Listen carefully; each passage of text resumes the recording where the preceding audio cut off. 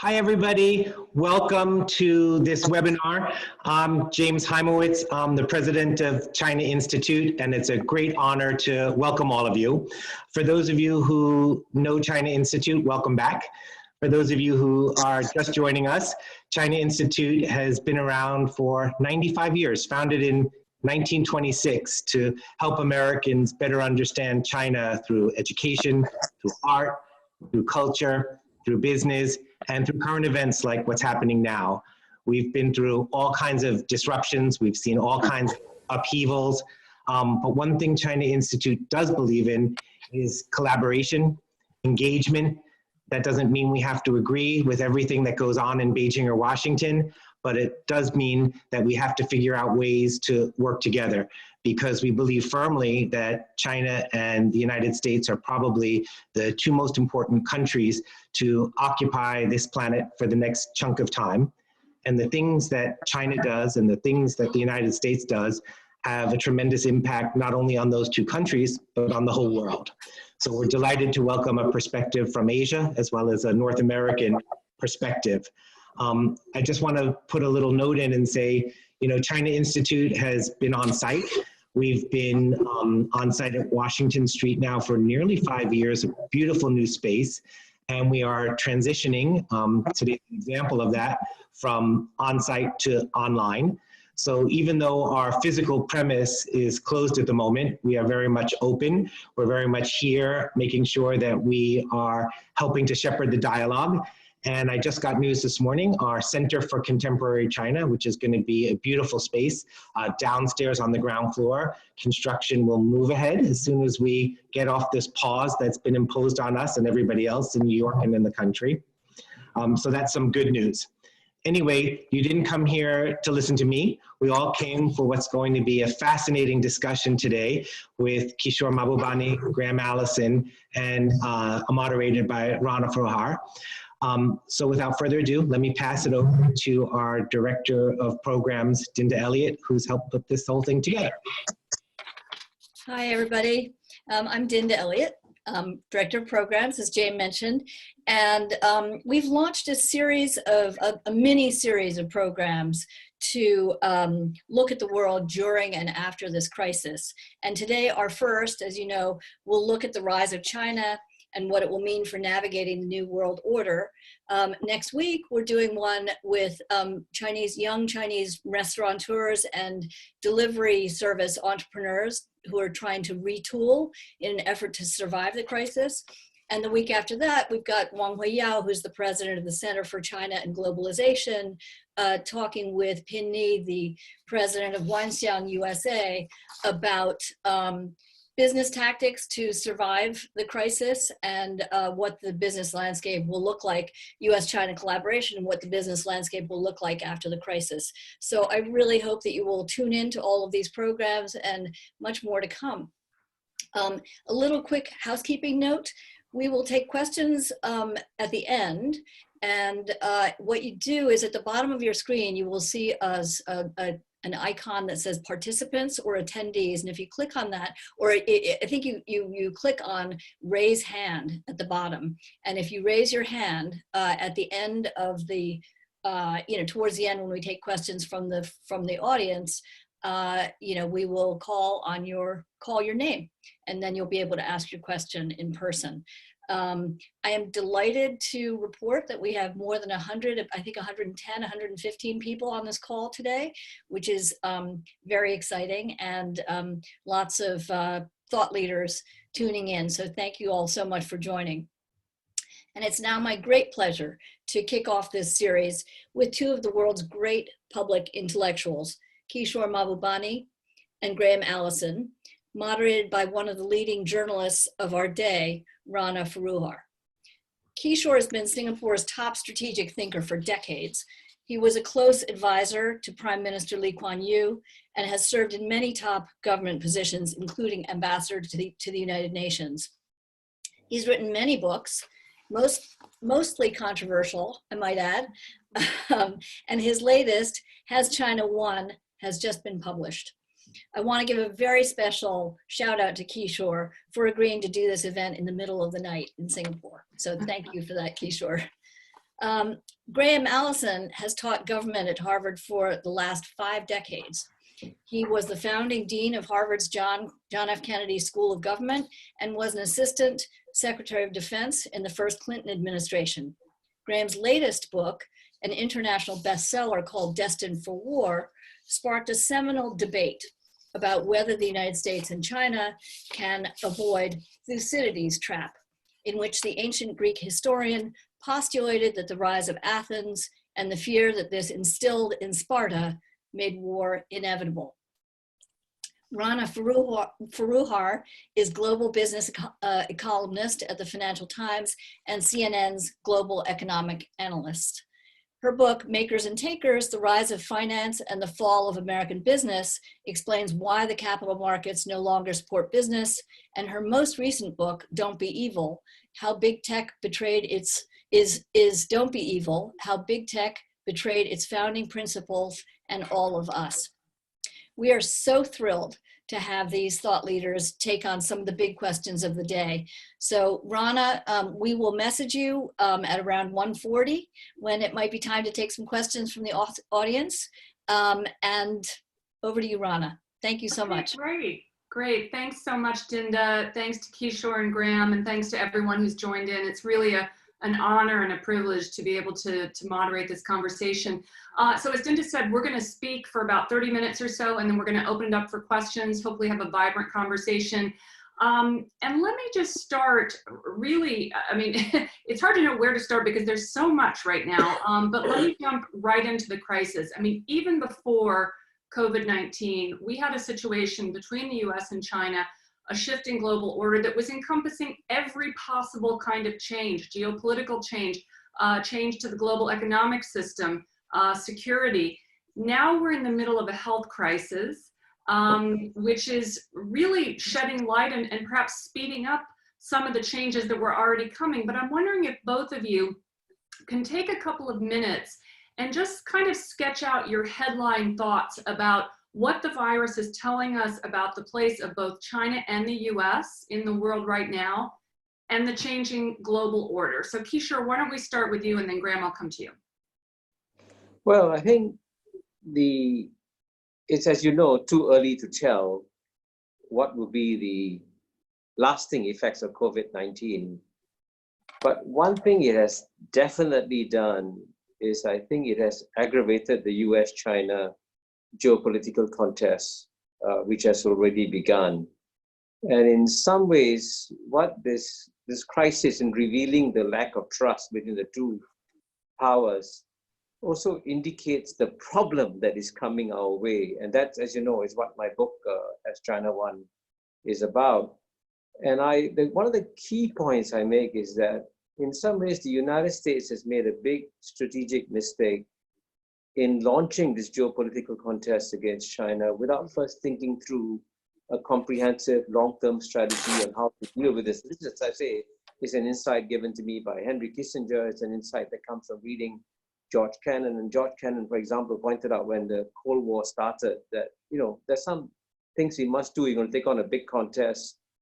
We must maintain spiritual vitality at home, cultivate friends all over the world, don't insult the Soviet Union, and be humble. And what's interesting is that all these tenets of advice that George Kennan gave, which in the end of the day worked for the United States in the Cold War, are being completely ignored today. And on top of that, there is obviously a major misunderstanding between the US and China, because for Americans, this whole contest is black and white, good and evil, communist and democracy. But China's primary goal today, and this is the key point that we must try to hoist in, is that China's goal is not to promote communism globally. China, frankly, has no interest in which society becomes communist or non-communist. There's no interest to them. What is of fundamental interest to them is that they want to overcome forever the century of humiliation that they suffered for 100 years, from the Opium War of 1842 to the establishment of PRC in 1949. And those wounds are still alive and well. And I mention that because some of these wounds are opening in this COVID-19 outbreak. And so, for example, as you know, when the newspaper calls China the real sick man of Asia, it just brought back horrifying memories of how China was trampled upon. So when you have a crisis like COVID-19, what it can do is it can either heal and bring people together, or it can bring out, reopen painful wounds again. And that's what I fear COVID-19 is doing to the world today. Okay, that's a great place to start. Graham, jump in and add to that, and also if you have any kind of intelligence about whether there is communication at the moment, whether there's any kind of coordination between public health officials in the U.S. and China, any kind of discussion. So thank you very much. Let me first say it's an honor to be here with you and the others at the National Institute, and with Kishore, whom I've known as a colleague for many years and I've learned a lot from. And I like the idea of folks in Singapore offering strategic insights. I think he's following in the footsteps of one of the great strategic thinkers of our lifetime, Lee Kuan Yew. So that's just to start. I think coronavirus is like a flash of lightning that illuminates the landscape for a flash, for a moment, that allows us to see some of the contours that are normally obscured by the dark. And I think that in my understanding of the big picture here, it's what you're asking for, that I'd make 3 points. First, coronavirus is an existential threat to the most vital interest of the USA, which is the survival and well-being of Americans. Simultaneously, it's an existential threat to the most vital interests of China, which is the survival and well-being of its people. And in this case, it poses a threat that neither state can defeat by itself. So we discover in the reality of coronavirus that if China succeeds in stamping it out altogether, and it's rampant in the US for some time, there'll be re-entry. So the second wave and the third wave. So this is a place that emphasizes that there's a shared interest that we have to address for our selfish interests. That's the first point. Second point, this is layered on top of structural realities that cannot be denied. So the big picture that I try to develop in my Destined for War book is to say, look at the structural realities, which actually happen to the seesaw of power in each dimension. And there's no question that China is a meteoric rising power, that as it rises, it impacts positions and prerogatives Americans have become accustomed to at the top of every pecking order for a century, an American century. And that this is a classic Thucydidean rivalry with all that entails. And then there's a big tail to that. But it certainly entails, as you said, or as was said in the intro, a substantially increased risk of war, real, deadly, bloody war, maybe even catastrophic war. So that's the second point. And the third point is then if we imagine that you had rational adults running both the US and China, I know that would be a bold assumption. But if that were the case, if either faces an existential threat it can't defeat by itself, even if they're in a Thucydidean rivalry, could they find their way to some version of partnership, even a limited partnership, or what I have written about as a, quote, rivalry partnership, taking a page from ancient Chinese wisdom that in the treaty that the Song developed with the Liao in 1005, that only provided a century of peace. So I think there's three big ideas, and I think how this settles will be unclear. The hope that somehow this will lead us to set aside all our differences and get back to engagement and cooperation as usual is naive.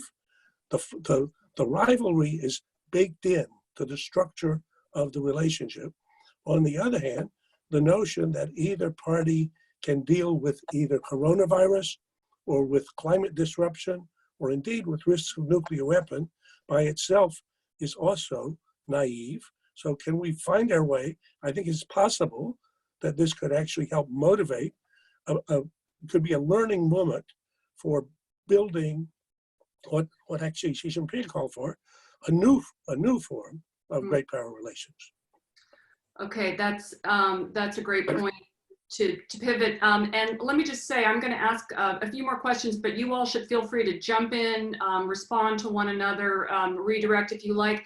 Let me ask one more question before we move on to kind of the bigger, broader, long-term structural shifts that are underway. Let me ask one more virus-specific question. And Kishore, I'll start with you. The title of your book is Has China Won? And I'm curious, in the context of the virus and the handling of the virus, how you see that. I mean, in some ways, it has illuminated both the strengths and the weaknesses of the systems in China and the US. In China, China's come under fire for opacity in terms of communication at the beginning of the handling the virus. On the other hand, they've been able to implement policies that have gotten it under control very quickly in ways that European countries and the US have struggled with. These are the issues that we face in a liberal democracy. So has China won in the context of the virus? And then blow that out, beyond that topic if you like. And Graham, feel free to jump in. Well, by the way, let me say that actually, for me, it's an honor to be with Graham. He's the guru in the relationship, as you know, in Asia. And of course, a pleasure to be with you, Rana. But I want to emphasize, of course, by the way, that we are really in the, as they say, in the thick of battle, in the fog of war. We have no idea how COVID-19 is going to end right now. I think anybody who thinks he knows what the ending is obviously deluding himself. This could either become much bigger or settle down or whatever it is, But as of now, if you take a snapshot of where we are, I think COVID-19 has reinforced some perceptions that were sort of growing of China and of the United States. And in the case of China, I think frankly, the rest of the world was beginning to accept the reality that this was not going to be a sclerotic Communist Party system, that something very dynamic and very vibrant was happening to China. And structurally, if you look at China today, it's a very basic thing. For thousands of years, the Chinese never utilized the brains of 80 to 90% of their population. It's only in the last 30 to 40 years, by massive education, access to health, access to modern world. Now 1.4 billion people's brains are being tapped, and the best are being funneled upwards through a very careful meritocratic system of selection. So at the end of the day, you get the quality of mind in the institutions, which is absolutely remarkable. And the professionals who deal with their Chinese counterparts are amazed at how well informed and how clear they are in their thinking about many of these issues. So what's happening in China is that you have a very efficient meritocratic government, and which you're right. It stumbled in the first phase of dealing with COVID-19, but once it picked itself up, my God, it just took such dramatic action of closing down a province of 60 million people 2 days before Chinese New Year. Believe me, that's shocking. It's like closing up United States 2 days before Thanksgiving, right? It doesn't happen. Yeah. So that's the kind of dramatic action they take. That's a meritocracy. And in the case of the United States, sadly, COVID-19 has then brought up the structural weaknesses that have developed in American society. And the sort of delegitimization of public agencies, the sort of the scorn put on government. And remember Ronald Reagan's famous statement, government is not the solution. Government is the problem. And so what's happened is that the United States has not been sucking talent into the government sector. And so all the government agencies are struggling. All your talent has gone to banking, into finance, into consultancy, and so on and so forth, which is wonderful if everything is going fine. But the minute you have a crisis like this, when you actually need better government agencies to deal with it, then all the weaknesses are beginning to show. So as of now, you ask any reasonably well-informed person in Africa, in Latin America, in Asia, and I can tell you, by the way, my friends in Asia are absolutely shocked at how unprepared and how, in some ways, how chaotic the response of the United States has been. And if I can put one point very, very delicately, it's actually quite shocking that it was the West that exported modern science and technology to the world, but there's far greater respect for science in China, South Korea, Taiwan, Hong Kong, Singapore, than you see in the US administration. A kind of remarkably ignorant statements are being made at the highest levels, and people are scratching their heads and said, how can that happen? So clearly, as of now, I would say clearly China's standing in the world has gone up and the United States has gone down. Sad. Graham, jump in. Do you agree? So I would say yes and no. So I think it's complicated, but there's no question if you took a snapshot today and did the balance sheet, that in terms of numbers of new infections and numbers of deaths, China has been more successful than the US.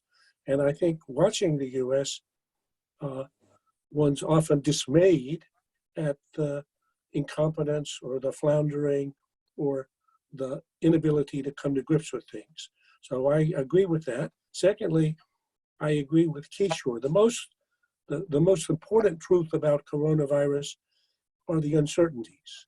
So we are in the fog of war today. This is not over. Nobody knows how this ends. And so I compare it to if this were a war against coronavirus, as President Trump has declared, we're in the first phase of a war. So then third, I believe your point is exactly right, that this helps illuminate some of the systemic strengths and weaknesses of the two systems, one a party-led autocracy and one a democracy, a decentralized democracy, but also in particular about these two governments and their capabilities. And I think there, Kishore's proposition about the ways in which Americans have disinvested in competence in government, on the one hand, as China has invested, is evident for anybody who engages with Chinese officials and sees what their competence is, what their capabilities. I also agree with him that the ways in which China has harnessed its talent over these years, after having so many years wasted it, is quite remarkable. But all that being said, I subscribe to a proposition that the world's most successful investor, Warren Buffett, frequently repeats. He says, nobody ever made money in the long run selling the US short. So let me say it again. No one ever made money in the long run selling the US short. So I think it remains uncertain what happens in the second inning, the third inning, and the fourth inning. And I just remind us from a historical perspective, in general, democracies do not do very well in the first innings. If you had ended the Revolutionary War in 1776, Britain wins. If you had ended World War I before the Americans got there, the Germans win. If you had ended the European War before the Americans arrived, which you almost did, you would be speaking German. So These are great points, and I love that you're bringing up these historical analogies. They're so relevant right now. Whilst I don't want to disagree with Warren Buffett, I'll be a little bit of a contrarian and say, you know, if we were ever going to be talking about a post-American world, a post-dollar order, this is a good moment to be talking about that. I mean, we have a situation now in response to this crisis where the US is on track to have an incredibly enlarged debt and deficit picture. You know, for years, we've all been talking about how, oh my gosh, post-financial crisis, China grew the biggest debt bubble of all time. Well, the US is now growing a, you know, if not comparable, a pretty, you know, by our standards, a pretty big debt bubble. Arguably not as well equipped to handle that. At the same time, you've got all these trends that were happening already. China and many other countries wanting to move to a world that is less dependent on the dollar, less dependent on American leadership. The decoupling that was already underway now being put on steroids, and Kishore, going to your point, you know, might have been nice in the US to have an administration that thought about the fact that, you know, we're getting 96% of the antibiotic supply chain from China before starting a trade war. Whatever one might think, you do seem to have this bipolar world developing now. So if you all could both take a minute, I know that's a big question, but kind of sketch out for us, what are the key things we need to be thinking about geopolitically and economically in that new, more bipolar world, assuming we're not really going to reset to the 1990s, which I think probably all of us would agree with. Three quick points. Firstly, I completely agree, by the way, actually with Graham, that it's unwise to bet against the United States. In fact, my book begins with a fictional memo to Xi Jinping saying we have now begun a great struggle against the United States. Of course, we will win, but whatever we do, we must never underestimate this country. And to give you one line I use in the book, I say that China has produced one Mao Zedong, America has produced 1,000 Mao Zedongs, right? You have Bill Gates, you have the founder of Apple.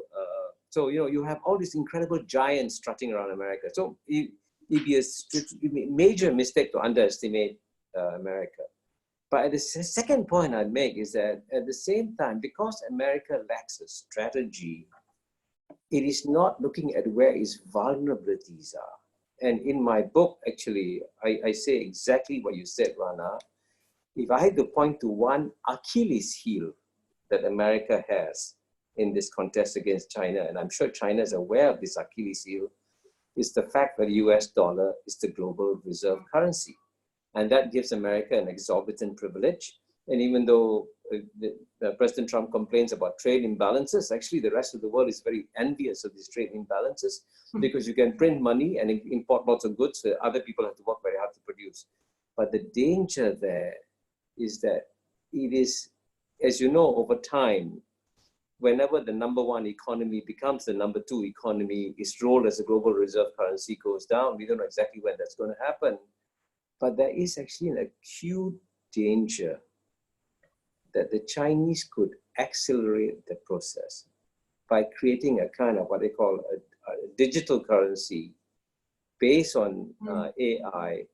And that's technically possible. And that provides avenues for countries around the world to trade with each other without having to use the US dollar. That's technically possible. Hasn't been done yet. And so the third point is that at the end of the day, the people who are going to decide whether in this bipolar world, US wins or China wins, is not the 350 million people in America, not the 1.4 billion people in China, but the 6 billion people who live outside. And what's interesting is that the 6 billion people who live outside today, the elites, and you deal with them, are extremely well informed. They've educated in the best universities in Graham's place, Harvard, and so on and so forth. So they do this, they use the cold calculus of reason to work out a cost-benefit analysis of which country provides them more in real things, okay, real things, right? Not speeches, not rhetoric, right? If you need a new power station, if you need a new port, if you need a new hospital, where do you go? And increasingly, this is just pure data. More and more countries are knocking on the doors of China. And so what the Chinese are doing are systematically building up a global network of influence where countries are relying on China for real things, not for words. And by contrast, the United States has been withdrawing from the world in real terms. And that creates the difference of where the directions of the world are going. So that's why I don't think China has won yet, but it's an absolute mistake for Americans to think that China cannot win. Okay, Graham, do you want to jump in on this? Let me both agree and disagree. So I think certainly I applaud Kishore's effort in the book to wake Americans up from complacency. So for lots of Americans, they believe that America's #1 position is so naturally ensconced that it cannot possibly be challenged. That's a foolish idea. So I think, as I've tried to argue, we have to appreciate that this is a genuine Thucydidean and rivalry. Indeed, if I'm in China, or I had been in China every other month since the book was published, and I talked to many of the Chinese leaders, they always say, well, what do you think about your Thucydidean proposition now? And I say, well, if Thucydides were watching, he would say, both parties are right on script, almost as if they were competing to see which will better exemplify the rising power and which the ruling power. And he would say, if I had been stretching my imagination, I could not have imagined a better symbol for the ruling power than Donald Trump or the rising power than Xi Jinping. So that fundamental is happening in any case. Then the question is how each of the parties manage their hand. And here I think maybe Kishore and I have a slight disagreement, but I say in the conclusion of my Destined for War book that if a serious strategist from Mars, or Lee Kuan Yew, for example, were watching these two countries, he would say pretty much what Lee Kuan Yew said, which is, each of you have a big problem that you're probably going to fail to solve. Most of that problem lies inside your own borders, not abroad, not with the other party, inside your own borders. One of you has got a party-led autocratic system, which is a 20th century operating system on which you're trying to paste 21st century apps, and that's not going to work. That's what he said. And the other has a democracy that's demonstrably dysfunctional. I mean, I call it DC, stands for dysfunctional capital. So, you're going to have to determine whether you can revive your democracy and reinvent it again to show that it governs, because either of these societies could go awry. In the Chinese story, we know frequently autocracies end up with bad emperors. So Mao happened after the founding of the Republic. In the history of China, many instances of, quote, bad emperors. Indeed, it's extremely hard to keep a benevolent dictator or autocrat benevolent. We also know about the democracies that they have their problems, and in particular, the American democracy today. So I think this is a contest that'll go on for some time, but whichever society can better deliver to its citizens what they want will end up demonstrating which has got a more successful system. And I think neither of the parties have solved that problem today. Well, you know, this is a fascinating point. I'm reminded of something a very smart source once told me, which is that, you know, it may be that the fortunes of either country depend on who can best control the moneyed elites. Because as you're sketching out, there are vested interests, strong vested interests in both countries that have a lot invested in keeping things the way they are. Now, I'm curious how you all see this, you know, the chances of both China and the US being able to break out of the current paradigm and make the reforms, either in the case of China, to reform the economy, to get rid of the you know, the old, less productive ways of funneling capital, state-run enterprises, et cetera, the kind of links between the party and that system, how that compares to America's ability to navigate at a time when everything that's happened in the last few weeks, not to mention the last few years, is forwarding a system that is going to make things more polarized, potentially increase populism. Who's best positioned? I mean, how does the current landscape, if you were in Vegas betting, or Hong Kong, what would you say? Well, should I start? Yeah, please. Yeah. Well, by the way, I completely agree with Graham when he talks about the structural problems of autocracies and how do you ensure you have a good successor when you have a benevolent leader and so on and so forth. That's true. But Chinese civilization also has its own cycles. Mm. And when a successful dynasty emerges, and by the way, in terms of how much the standard of living of the Chinese people have improved, so far, the current Chinese government has done more to improve the standard of living of Chinese people in the last 40 years than any government has done for the past 4,000 years. So what China may be seeing is the beginning of a new dynastic cycle, which normally lasts 300 years. And it's sure at the end of 300 years, as you saw in the Qing dynasty, things start to fall apart. But we are now only about 40 to 70 years in a 300-year cycle. So that's why I would say, don't bet against China also. And in the case of the United States, I'm glad you used the phrase vested interest, because I have a chapter called Can America Make U-Turns? And just give you one concrete example. The real contest between the United States and China is not going to be played out in the military sphere. There'll be no all-out war. I think Graham will agree, in a nuclear war, you don't have a winner and a loser, you have a loser and a loser. So the real battle is going to be in the economy. And that's where the United States won against the Soviet Union. And yet, despite the fact that it is not going to be played out in the military, the United States is still supporting a fleet of 13 aircraft carriers. And increasingly, these aircraft carriers can no longer fly close to the Chinese coast because the Chinese have developed hypersonic missiles for $100,000 that can destroy a $13 billion aircraft carrier. So it doesn't make sense to spend so much money on aircraft carriers anymore. So what you need to do is to completely change the defense budget and orient it towards a new military strategy to deal with the United States. But what happens when you try to change the US defense budget? Every congressman, every senator has got a slice of the pie in the defense budget, which is untouchable. And as you know, defense secretaries have tried their hardest to cut the defense budget. And I give a concrete example in the book, where when the defense secretary asks for X million, Congress gives X plus few hundred million so that some can go to the districts. Now, that's not how you fight a long-term strategic battle, right?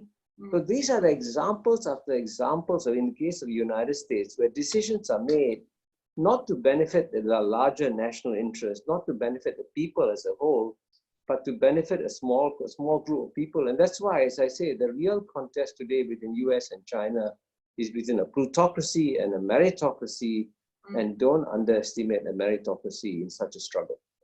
Okay, I'm conscious we're getting close to the question time, but before we open it up, let's talk about the rest of the world for a moment and how Europe and Southeast Asia and other parts of the world play into what's happening now. I'm fascinated if you all have a view on whether we will be in a truly bipolar world going forward, or whether Europe will provide some kind of third way, some kind of counterbalance to this great power rivalry. I'm particularly interested in your thoughts on the trade and tech war within that. One thing I find fascinating right now is how Europe is being pushed in 5G, for example, to either go with China or the US. And, you know, in this world, and if you assume that at some point Europe will have to pick sides, at least from a kind of a tech hardware standpoint, can there be a third way? Where does this end? So that's one question. Secondly, Southeast Asia, the Middle East, West Africa, you know, whole new games of great power politics happening there. What is most concerning to you? What would you call out? Graham, do you want to grab that one first? So it's a great question. And again, nobody knows but speculation. I think I foresee a world in which we've got a Thucydidean rivalry between two great powers. And that's the principal defining dynamic of international relations for as far as we can see. Each of them are on a path to decouple elements of the relationship that provide vital, that to decouple any dependence on anything that's vital for them. So if you look across first the defense sector, but now the tech sector, China is doing everything it can not to be dependent on advanced semiconductors from the US and US patents because they don't like that vulnerability. And you can see in the US looking at the supply chains and noticing that many items, ingredients, just as you said, come from China. And so the US will be pressing there. So that's the fundamental dynamic. But at the same time, if you go to Australia or Singapore or Japan, America's closest side, or the Europeans, and you talk to their leaders, which I've done with many, they say, don't make us choose between our economic relationship with China, which is essential for our prosperity, and our security relationship with you, which is essential for our security. So we're not going to choose. Or if we did, you wouldn't like the way we chose. So I think this is going to be a much more complex relationship. China is not the isolated, autarkic economy that the Soviet Union was. So it wasn't hard to isolate the Soviet economy because they were trying to isolate themselves. In fact, China's the largest trading partner of almost everybody. That's going to remain. So the economic piece of this will be thick. On the other hand, if you ask again, when I listen to leaders in Japan or Singapore or South Korea, if they imagined a world without the US as a security counterbalance to China, they say, don't leave us alone with China. They don't think China's going to invade them. They don't think, I agree with Kishore, they don't think it wants to impose a communist party with troops the way the Soviet Union did, but they believe that the Chinese will squeeze them in ways that will be harmful to their well-being without a balance. So I think we're going to have a much more complex, the third party actors will make this competition considerably more complex than what we saw in the so-called bipolar world of the Cold War. Okay, great. Well, we have about 15 minutes left, and we already have a number of questions. And I've written a book about technology, but you're now going to have a real-time test of whether or not I can actually make this technology work. I see that Henry Macomb has a question. Dinda and Nina, do I click, or can Henry just click in himself? Looks like he's up. Hi, can you hear me? Lovely, we can hear you. Go ahead. Perfect. So I'm curious in terms of, I guess, sort of examining the great power rivalry going on now vis-a-vis middle powers, for instance, Australia or South Korea, Japan, etc., have deep economic relationships with China, but have a strong defense relationship with the US. To what extent will we see pressure applied from either the Chinese or the US going forward for middle powers to make a choice? And I guess in terms of, the second question to that is, I'm curious as to whether middle powers who are stuck or in such a conundrum have been talking about creating a de facto, or if not de jure, alliance to be able to have some sort of economy of scale when dealing with very difficult economic and strategic questions that might be forced upon them in light of the ongoing power rivalry. Okay. Either of you want to grab that one? Sure. Go ahead. No, just very quickly on Australia. I think, what I say in the book is that if this geopolitical contest becomes stronger and stronger, and I fear it will, some of the countries that will be very badly affected will be countries like Australia and Singapore, because Australia has got very, very solid defense relationship with the United States. but its economy is tied almost 70% to China. So countries like Australia, I think, are going to have a very, very hard time, which is why I think the key point that Graham made earlier, which I hope many Americans will listen carefully to, is the rest of the world, the 6 billion of people, we are saying, please don't make us choose. We want to continue pursuing our economic ties with China. And yes, we want to keep on our relationship with the United States. And Graham is absolutely right when he says that the countries, for example, in Southeast Asia, would like to see a US presence remain in the region. We don't want the US to leave. We want the US to be here. But at the same time, we want a delicate, sensitive, thoughtful, considerate US presence that understands that, we have to live with China for the next 1,000 years. So don't force us to take decisions that will end up in the long run getting us in trouble. So I'll give you a concrete example. You mentioned technology. The United States has launched a tremendous campaign against Huawei, right? And it claims that if you take Huawei, China will be spying on you. But you see, everybody knows through Edward Snowden, the US spies on you too. So what's the difference as far as you're concerned? Whether the US spies on you, China spies on you, everybody's going to spy on you. So what's the problem there? So when the United States keeps pushing countries in that direction, it will alienate a lot of countries. And we are moving, at the end of the day, one keyword that hasn't surfaced here is that we are moving towards a multipolar world with many actors. One actor, for example, that has not been mentioned is India. I think India is going to be a big swing factor in this game, because only India is big enough to really match the two elephants, US and China. But that's an example of and I think that one word which I think Graham used, which we should emphasize, is the word complexity. This is not black and white. This is a very complex game. Many players and many different nuances are coming. And we've got to absorb that complexity if you want to understand the world that's coming.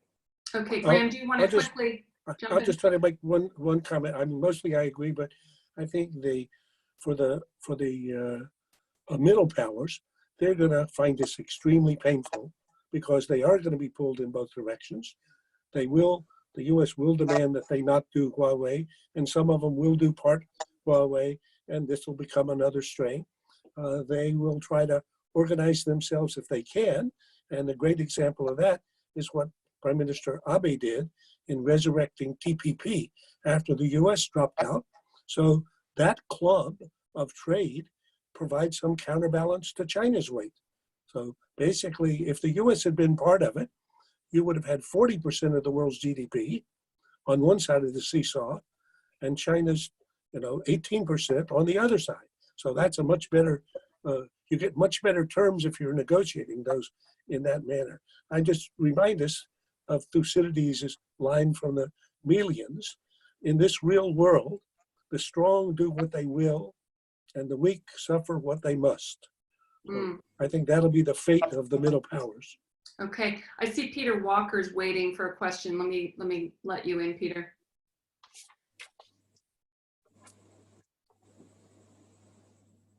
Go ahead, Peter. Can you speak? I think you've got your mic muted, so you might want to try. There you go. Can you hear me now? We got you. Yeah, I completely agree with Kishore's point that at the end of the day, this is all going to be about economics. I also agree with the point that if you look at the economic momentum of China, the fact that it has 4 times as many people, that its productivity through urbanization still has a long way to go. And if you look at the lift they're going to get from the Belt Road Initiative and 2025, it's hard to imagine their relative performance economically to the US will not continue for the foreseeable future. So my question, especially for Kishore, is to the extent his book is a wake-up call for America, which I totally agree with, what is it going to take for that to happen? And what would be the consequences of that wake-up call? Thank you. Okay. what's it going to take? Unfortunately, the history teaches us that it takes a crisis for people to wake up. And at the end of the day, maybe after COVID-19, people will start looking at the world afresh and say, how do we keep ourselves safe and secure in this very different world? And I think one other dimension I want to emphasize is that hasn't been put in the picture here is that ordinary people around the world are aware that actually we live in a very small, interconnected, densely packed, what they call maybe a global village. And the spread of COVID-19 shows that we live in a small village. So if you live in a small, densely packed village, then clearly you have to learn to get along with your neighbors and work with your neighbors. And I hope that sounds like a very idealistic way of putting it. But if the primary goal of the United States is to improve the well-being of its people, the United States can improve the well-being of its people by cooperating with the rest of the world rather than by engaging in another zero-sum geopolitical contest. Because as Graham mentioned earlier, when he goes around the world and talks to people and so on and so forth, more and more countries in the world want to engage America. They want to work with America. So what America needs to do is to seize this opportunity by changing its strategy, and instead of imposing demands on other countries, learn to practice diplomacy, look for win-win arrangements, go back and rejoin the Trans-Pacific Partnership, which as Graham Allison said was a gift to America. There's so many things that America can do right if it can somehow or other wake up and realize that this is a different world today. Okay, let me try and bring in a couple more voices. Richard Merty has his hand up. Richard, do you want to click in? Yes, thank you. This is Richard Myrtle. Can you hear me? Yes, we can hear you. Great, thank you. Yeah, I'm an American citizen. I live in New York City right now, and I am completely on board with working with the Chinese. I actually lived in China for many years, and I speak Chinese. So I'm completely on board with working with the Chinese in a new economic order for the world.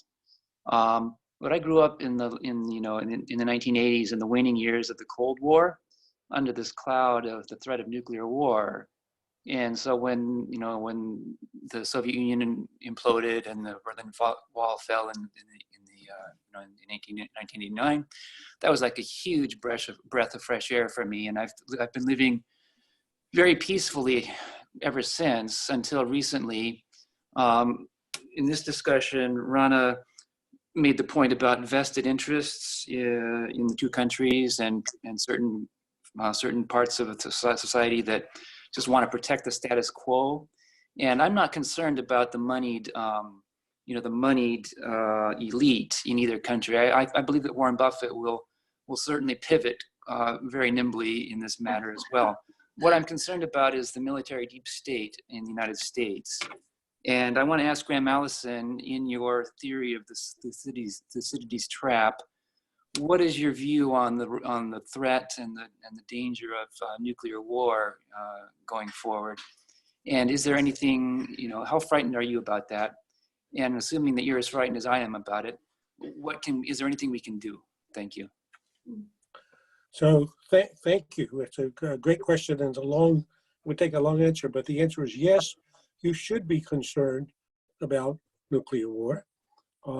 And in the Thucydidean dynamic, the trigger to war is rarely the choice of the rising power to attack the ruling power, or alternatively, the ruling power to attack the rising power. Instead, what happens is some third party's action or provocation, or even just an event, triggers a vicious cycle of reactions that drags people to a war they don't want. Think 1914 and the assassination of an archduke. So in the current situation, Taiwan is a ticking time bomb. As Taiwan watches what's happening on the mainland, its interest in being reintegrated the way Hong Kong has dropped to zero. Many people in the Trump administration, and certainly some in Congress, have been emboldening Taiwan to take steps towards greater independence. If Taiwan were to take a sharp move towards independence in the current setting, I believe, and most people that study China believe, Beijing would react violently and by the end of the day reintegrate Taiwan forcibly. If the US came to the support of Taiwan, which we might, it's not clear, but if we did, I think we would have a war with China. And from there, it's not hard to identify or to trace an escalation ladder that would end up with nuclear bombs exploding. So for those of us that lived through the Cold War, we should think not about somebody wanting a nuclear war, but about getting dragged somewhere no sane person would want to go. And we should never forget 1914. I think you can't study it too much. Okay. Let me bring in another voice. Brian Gilmore, you're on. Brian, can you hear us? I think you've got your mic muted, so if you want to try and unmute.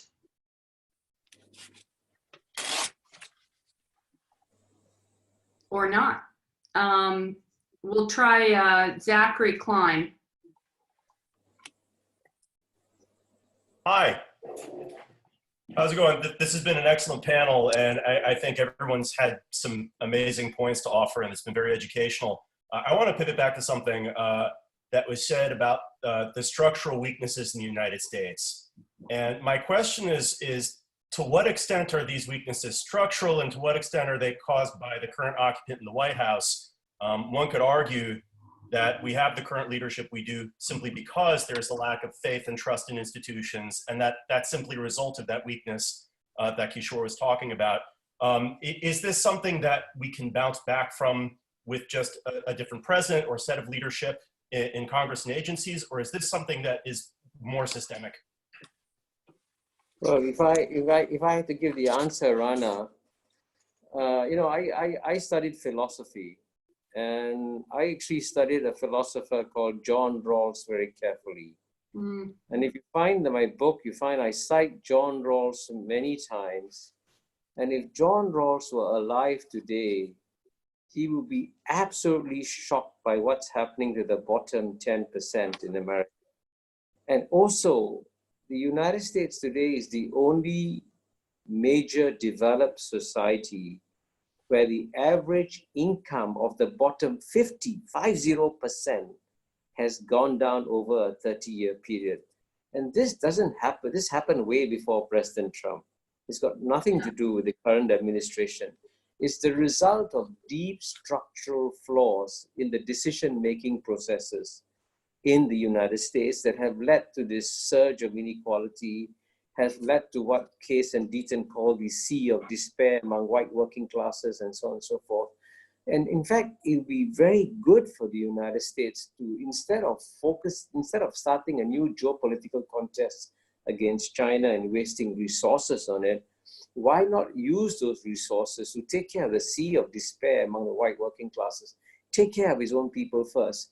And that's why I believe at the end of the day, if the United States concentrates on improving the well-being of its people, where the bottom 50% is suffering, and China concentrates on improving the well-being of its people, we can get out of the Thucydides trap that Graham has been talking about so eloquently.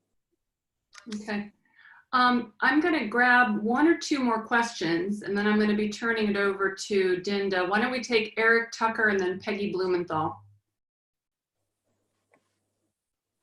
Hi, just unmuting. Hi. So my question is regarding Xi Jinping. Is he the rightful the right character to lead China forward?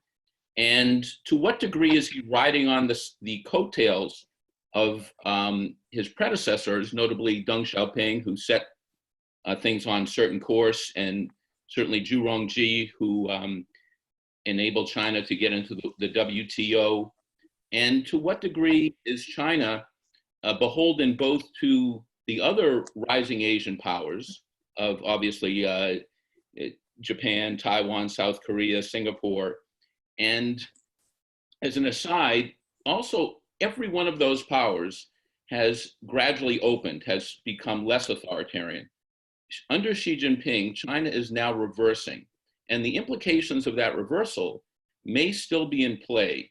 And to his credit, of course, he did reduce corruption, but he did it in a way that did not enable an institutionalized transparency to monitor corruption. He did it in a capricious way that many argue favored his own political interests. So certainly China has had great success. It owes a lot of that success to the openness of the US market and the global system. And I think it's important to stop thinking of it as the US system anymore. There's been tremendous beneficiaries to a global system, and obviously China can contribute, but I feel like there's more complaint than appreciation. Okay. I'll leave it there. Sorry. I'm going to stop you for a minute, and I'm going to ask Peggy to also give her question, a short question, and then we'll let the panelists take them both at once. Peggy, go ahead. Yes, thank you, because it actually follows up on this past question. Can you hear me all right? Yep, we got you. Good. And it was Kishore Mahbubani's description of China as a meritocracy versus what the US is now. And I wondered how, when you look at Chinese higher education and US higher education and how important a role education plays in growing the global talent, would you really describe Chinese universities today as meritocracies? And is the Xi Jinping's increasing political crackdown on them going to help them move into that place as the global host for talent? Okay, great. Thanks, Peggy. Graham, you want to go first and then? Sure. On Xi Jinping, I have a profile in my book, which is the only thing that the Chinese censors insisted on eliminating from the Mandarin edition of it for their sensitivities.